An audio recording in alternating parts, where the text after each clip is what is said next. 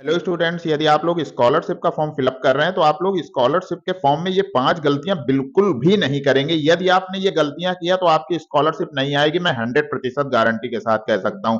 मैं आज आप लोगों को बताऊंगा ये 5 कौन कौन सी गलतियां हैं जो आपको बिल्कुल भी नहीं करना है। और मैं आपको बता दूं 80% स्टूडेंट ये गलतियां कर भी रहे हैं। 80% स्टूडेंट ये गलतियां कर रहे हैं, इस तरफ ध्यान बिल्कुल भी नहीं दे रहे हैं और फॉर्म फिलअप कर रहे हैं। उसके बाद जब उनकी स्कॉलरशिप नहीं आएगी तो वो कमेंट करेंगे या मेरी इंस्टा पे मैसेज करेंगे कि सर मेरी स्कॉलरशिप नहीं आई, आपने बोला था कि स्कॉलरशिप आएगी लेकिन स्कॉलरशिप नहीं आई है। तो मैं आपको बता दूं कि ये 5 गलतियां बिल्कुल भी नहीं करना है। यदि आपने भी ये गलती किया है तो आप इसको सुधार लीजिए, अभी आपके पास मौका है, नहीं तो आपकी भी स्कॉलरशिप नहीं आएगी। तो मैं आपको बताऊंगा कि वो 5 गलतियां कौन कौन सी हैं। तो सबसे पहले नंबर की गलती आप देख लीजिए कि यदि आप अपने स्कॉलरशिप का फॉर्म फिलअप कर रहे हैं तो आपके हाई स्कूल के मार्कशीट की डिटेल और आपके आधार की डिटेल सेम होनी चाहिए।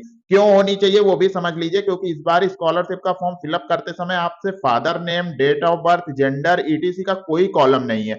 ये लेकिन आपके स्कॉलरशिप फॉर्म में लिखा हुआ है, तो वो कहां से लेता है? तो जब आप डिजी लॉकर को वेरीफाइड करते हैं तो डिजी लॉकर वेरीफाइड करते समय आपके आधार से वो फादर नेम, जेंडर, ईटीसी वहां से उठा लेता है। तो वो वहां से जब डिटेल उठाता है उसके बाद में आपके स्कॉलरशिप में वही डिटेल वो फिलअप कर देता है।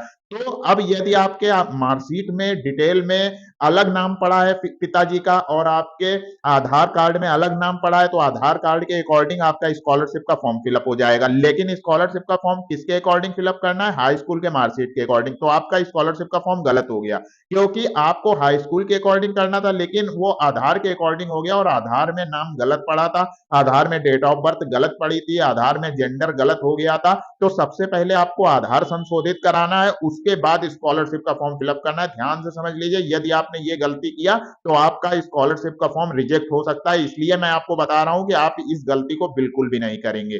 दूसरे नंबर की गलती आप लोग क्या कर रहे हैं कि जो आपके फॉर्म में नॉन रिफंडेबल फीस होती है, नॉन रिफंडेबल फीस आप खुद से डाल रहे हैं। आपकी जो फीस कॉलेज में जमा हुई है आप वही फीस वहां नॉन रिफंडेबल फीस में डाल रहे हैं और उसके बाद आप अपना स्कॉलर का फॉर्म जमा कर देंगे तो कॉलेज आपके फॉर्म को फॉरवर्ड नहीं करेगा और कॉलेज यदि फॉरवर्ड नहीं करेगा तो आपकी स्कॉलरशिप बिल्कुल भी नहीं आ पाएगी। तो आपको करना क्या है? सबसे पहले आप अपने कॉलेज जाकर नॉन रिफंडेबल फीस पता कर लीजिए। उस नॉन रिफंडेबल फीस को आप अपने फॉर्म में फिलअप कराइए और उसके बाद अपना फॉर्म को लॉक करा के प्रिंट आउट निकाल के उसके बाद कॉलेज में जमा कराइए। तो कॉलेज आपके फॉर्म को फॉरवर्ड करेगा, अन्यथा आपका फॉर्म फॉरवर्ड नहीं होगा और आपकी स्कॉलरशिप नहीं आ पाएगी। तीसरे नंबर की गलती देख लीजिए आप लोगों को क्या नहीं करना है। तो मैं आपको बता दूं, जब आप लोग स्कॉलरशिप का फॉर्म फिलअप करते हैं उसके बाद स्कॉलरशिप फॉर्म फिलअप करते समय एक होता है ऑप्शन जांच के लिए प्रिंट निकालने का।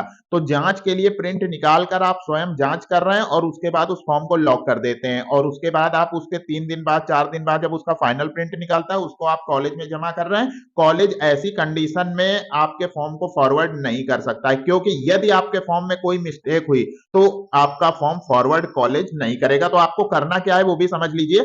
यदि आप जांच के लिए जो प्रिंट निकालते हैं, जांच के लिए प्रिंट निकालने के बाद आप उस प्रिंट को एक बार कॉलेज में दिखा दीजिए। यदि उसमें कोई मिस्टेक होगी तो कॉलेज उसको संशोधित कर देगा और उसके बाद आप अपना फाइनल प्रिंट निकालिए और उसके बाद कॉलेज में जमा कराइए तो कॉलेज आपके फॉर्म को फॉरवर्ड कर देगा, अन्यथा आपका फॉर्म फॉरवर्ड नहीं होगा और आपकी स्कॉलरशिप नहीं आ सकती है। चौथे नंबर की गलती आप लोग देख लीजिए, आप लोगों को क्या नहीं करना है। आप जब स्कॉलरशिप का फाइनल प्रिंट निकालते हैं, फाइनल प्रिंट निकालने के बाद कुछ इंपॉर्टेंट डॉक्यूमेंट्स होते हैं जो स्कॉलरशिप के फाइनल प्रिंट के साथ में जमा किए जाते हैं। वो इंपॉर्टेंट डॉक्यूमेंट आपको पूरे लगाने हैं, कुछ कम भी नहीं लगाना है और कुछ उससे ज्यादा भी नहीं लगाना है, वो पूरे डॉक्यूमेंट लगाने। यदि आपको नहीं पता है तो आप मेरे इस YouTube चैनल को सब्सक्राइब करके चैनल में जाकर वो वीडियो देख सकते हैं जिसमें मैंने बताया है कि स्कॉलरशिप में कौन कौन से इंपॉर्टेंट डॉक्यूमेंट लगाने हैं। वो सारे डॉक्यूमेंट्स आपको अपने फाइनल सबमिट के साथ में लगाकर और उसके बाद उसको सेल्फ अटेस्ट करके कॉलेज में जमा करना है। कॉलेज को एक बार जमा करते समय फिर से दिखाना है कि ये आपके जो भी डॉक्यूमेंट्स हैं वो उसमें लगे हुए हैं। यदि कॉलेज और भी कोई डॉक्यूमेंट्स बोला तो वो भी उसके साथ में सबमिट करना है और उसके बाद उस फॉर्म को कॉलेज में जमा करना है। तो कॉलेज आपके फॉर्म को फॉरवर्ड करेगा, अन्यथा कॉलेज आपके फॉर्म को फॉरवर्ड नहीं करेगा। यदि उसमें पूरे डॉक्यूमेंट्स नहीं है तो कॉलेज आपके फॉर्म को फॉरवर्ड नहीं करेगा और उसके बाद आपकी स्कॉलरशिप रुक सकती है। तो मैं आप लोगों को एक बात और बता दूं, यदि आप लोग स्कॉलरशिप का फॉर्म फिलअप कर रहे हैं तो आप मेरा यूट्यूब चैनल सब्सक्राइब कर लीजिए, क्योंकि स्कॉलरशिप में भी मैं आपकी लास्ट तक हेल्प करने वाला हूं जब तक आपकी स्कॉलरशिप आपके खाते में नहीं आ जाती। यदि आपकी स्कॉलरशिप स्टेटस में कोई एरर आ रहा है तो आप हमसे कमेंट करके पूछ सकते हैं या या आप मेरी इस इंस्टा आईडी को फॉलो करके मैसेज करेंगे तो मैं आपके मैसेज का रिप्लाई करूंगा।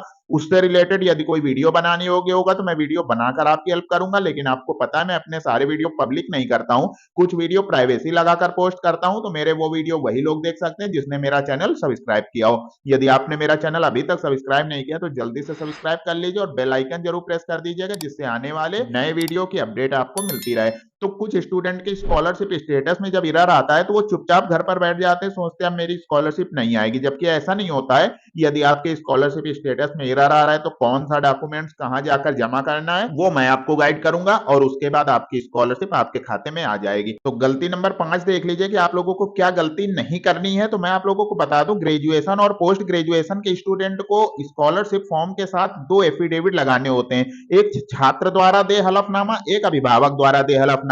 तो ये दोनों एफिडेविट कैसे बनाए जाते हैं ये आपको मेरे इसी यूट्यूब चैनल में मिल जाएगा। चैनल को सब्सक्राइब करके आप वो वीडियो देख सकते हैं जिसमें मैंने बताया है कि छात्र द्वारा दे हलफनामा और अभिभावक द्वारा दे हलफनामा कैसे बनाया जाता है और उसको कैसे फिल किया जाता है। दोनों विधि मैंने बताई है, उसमें आप कैसे डिटेल फिल करेंगे, जो हलफनामे का फॉर्म होता है उसको कैसे भरा जाता है और उस हलफनामे को बनाया कैसे जाता है, वो सब कुछ मैंने अपने इसी यूट्यूब चैनल में पोस्ट किया। चैनल को सब्सक्राइब करके आप वो वीडियो देख सकते हैं। वो दोनों एफिडेविट भी आपको अपने स्कॉलरशिप फॉर्म के साथ कॉलेज में जमा करना है। पहले कॉलेज से डिस्कस करना है, उसके बाद उस फॉर्म के साथ में वो दोनों एफिडेविट लगाकर कॉलेज में जमा करेंगे, अन्यथा आपका फॉर्म स्कॉलरशिप का कॉलेज फॉरवर्ड नहीं करेगा और यदि कॉलेज फॉरवर्ड नहीं करेगा तो आपकी स्कॉलरशिप नहीं आएगी। तो ये 5 वो गलतियां थी जो आप लोगों को बिल्कुल भी नहीं करना है, बिल्कुल सावधान रह के फॉर्म फिलअप करना है, गलतियां नहीं होनी चाहिए, अन्यथा आपकी स्कॉलरशिप रुक सकती है।